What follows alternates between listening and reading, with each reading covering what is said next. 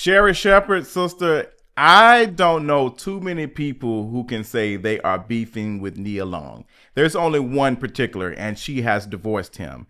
Sister, that says a lot about you. Let's talk about it. Y'all already know what time it is. I got the black V-neck on.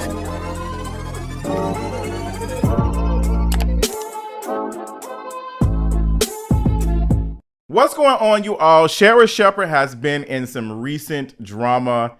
And you know what? Sherri Shepherd, after watching you sit next to Johnathon Majors and you cry and you hear him explain his story and you give these very half questions to him that he is bypassing, no accountability for this man at all for the things that he has done, no nothing. And it seems as though you have maybe a history of holding women accountable, specifically with the situation with Megan Thee Stallion. Megan Thee Stallion and her pasties shouldn't have gotten you so out of place like that. To see you go from holding her accountable and saying, oh, you shouldn't be, give us a little bit of to the imagination. I'm just not sure about that. Like, we shouldn't be doing all of this. Talking about her being a role model. Megan Thee Stallion's a grown woman. Okay. Her wearing pasties, like, what about the children? What about the women that are being abused by this man that you got sitting on your couch that you have platformed? What does that say? What does that say? So for those who do not know, Sherri Shepherd got on her show and she talked about an interaction she had with a other celebrity. And she said this female celebrity pulled up, grabbed her by the arm and told her, hey girl, I don't like how you've been shading me.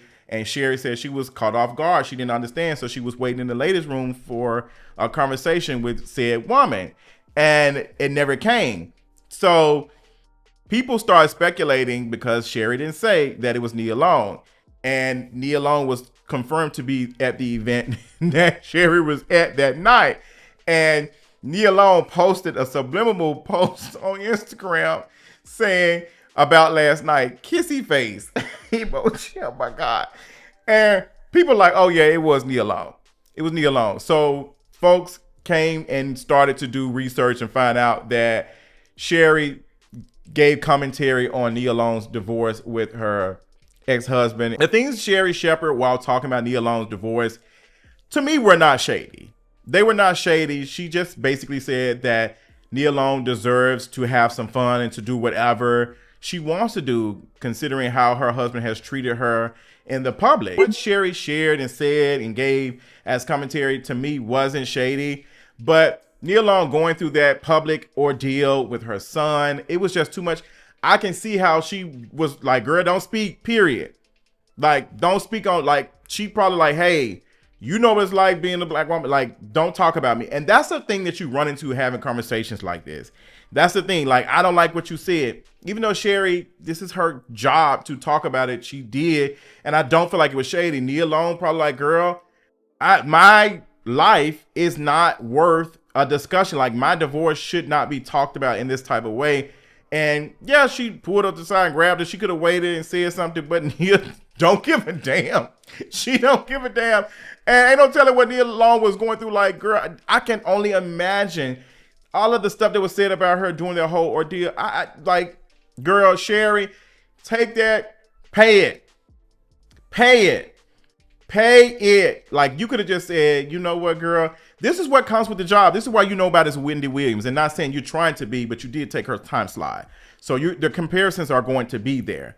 But this is what you do. Like, your show is not love and light. No matter, your show cannot be love and light when you're inviting a person who's been accused and found guilty on things to sit next to you and cry. Like, this positive energy, I want this false positive faux pas stuff that we keep seeing to dissipate. I want it to completely be gone, because I am tired of seeing y'all pretend as if this is love and life and all energy and everything is good. Then y'all platform some of the most disgusting people on y'all show and y'all give them more visibility.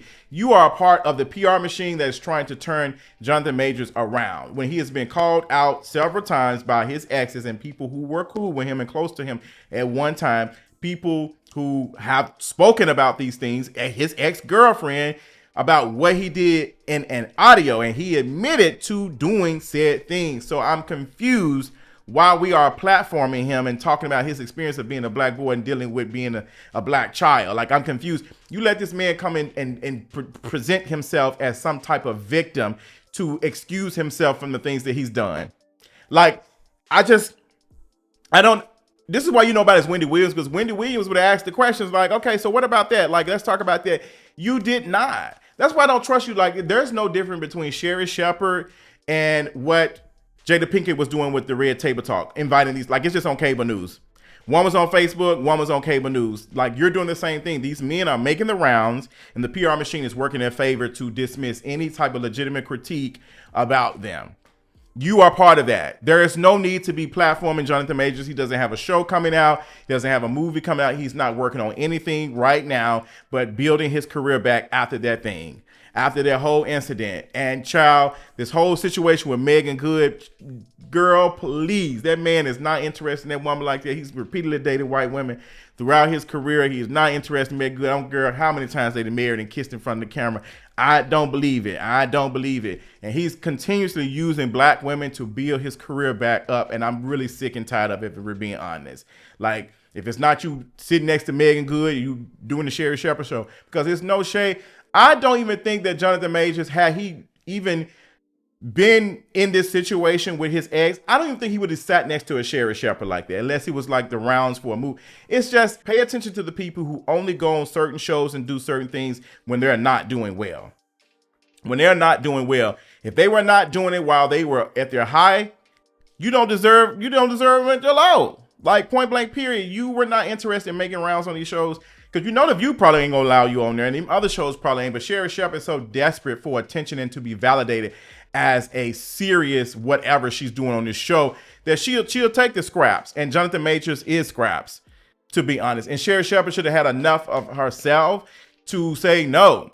But shout out to Jessie Wu, because me and her did a video about this on Patreon. And let me tell y'all, Jessie is hilarious.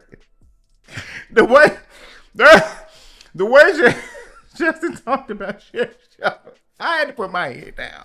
Like, it was just that funny. Like, there's some thing I'm not gonna, but like, I screamed because it was something about Sherri Shepherd that I never paid attention to that Jessie pulled out. And I was like, I've never seen this. But not only did Jessie say it, but my friend said it too. I said, I've never paid attention.